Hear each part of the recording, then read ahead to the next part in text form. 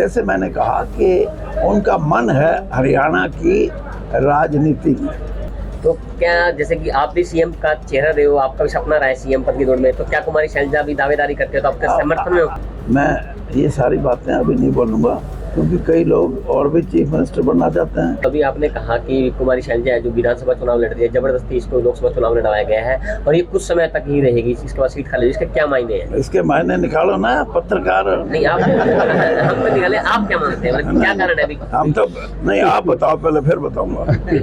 आपके मुंह से अच्छी लगी ना, हमारे तो चलेगी नहीं। क्या मायने है सर इसके? इसके मायने साफ हैं कि शैलजा जो हैं वो उनकी प्राथमिकता थी विधानसभा का चुनाव लड़ने की, लेकिन उन्होंने ये भी कहा कि अगर पार्टी हाईकमांड चाहेगा तो जो भी वो करने को तैयार हैं। अगर वो पार्लियामेंट के लिए कहेगी पार्लियामेंट के लिए लड़ूंगी। लेकिन जैसे मैंने कहा कि उनका मन है हरियाणा की राजनीति में।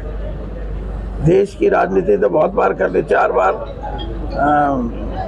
वो एमपी रही है हरियाणा से, राज्यसभा में रही हैं 1 बार और मंत्री रही कई साल, तब हरियाणा की राजनीति करेंगी, अच्छी बात है। तो क्या जैसे कि आप भी सीएम का चेहरा रहे हो, आपका भी सपना रहा है सीएम पद की दौड़ में, तो क्या कुमारी शैलजा भी दावेदारी करते हो तो आपके समर्थन में हो? आप ऐसा है, ये सारी बातें आप अपने मुंह से बोलना, मैं ये सारी बातें अभी नहीं बोलूँगा क्योंकि कई लोग और भी चीफ मिनिस्टर बनना चाहते हैं। फिर वही अब की बार क्या चुनाव हुड्डा वर्सेस कुमारी शैलजा या एक मिनट सुन लो यार, पहले एकदम हुड्डा पे पहुंच गए। ऐसा नहीं है, मैं ये कह रहा हूँ कि एक पद्धति है कांग्रेस पार्टी में। हमेशा कांग्रेस पार्टी कभी किसी को मुख्यमंत्री के रूप में लेके नहीं चलती और इसीलिए 6-7 आदमी अगर बनना चाहते हैं तो कम से कम अपने मतदाताओं को ये तो कहेंगे यार हम बढ़ेंगे, वोट दो। और अगर अभी कहने वो बढ़ेगा या वो बनेगी तो फिर जो दूसरे बनने के ख्वाहिशमंद हैं वो कहेंगे यार ये तो गड़बड़ होगी। वोटर भी ये कहेगा भाई बनना तो है नहीं, क्यों खाम इसको वोट देके खराब किया। इसलिए कोई ये बात नहीं, लेकिन मैं इतनी बात जरूर कहूँगा कि सत्ता से बाहर होगी बीजेपी और कांग्रेस का राज बनेगा। कांग्रेस को सिर्फ इतना करना है कि राजनीति में जो लोगों की इच्छाएं हैं, लोगों को जोड़ने की प्रक्रिया कांग्रेस को तेज करनी पड़ेगी।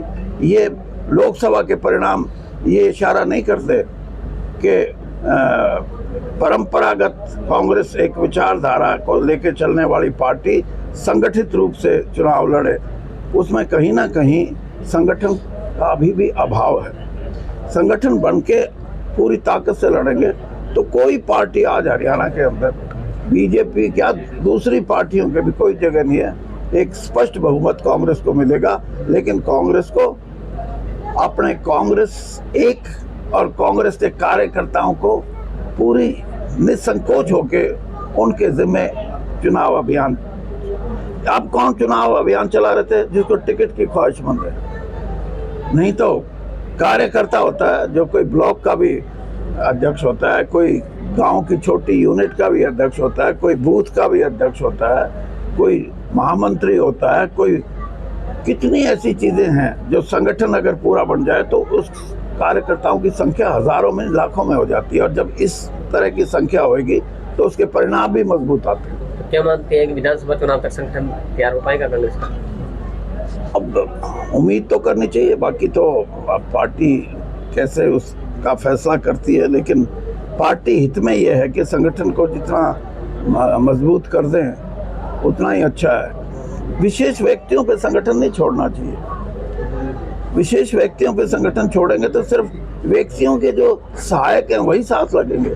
आम साधारण जो कांग्रेसी है, जिसकी कांग्रेस में आस्था कांग्रेस की नीतियों से, कांग्रेस की विचारधारा से है, वो पीछे न छूटना चाहिए। वो आगे होके काम करेगा तभी कांग्रेस मजबूत है।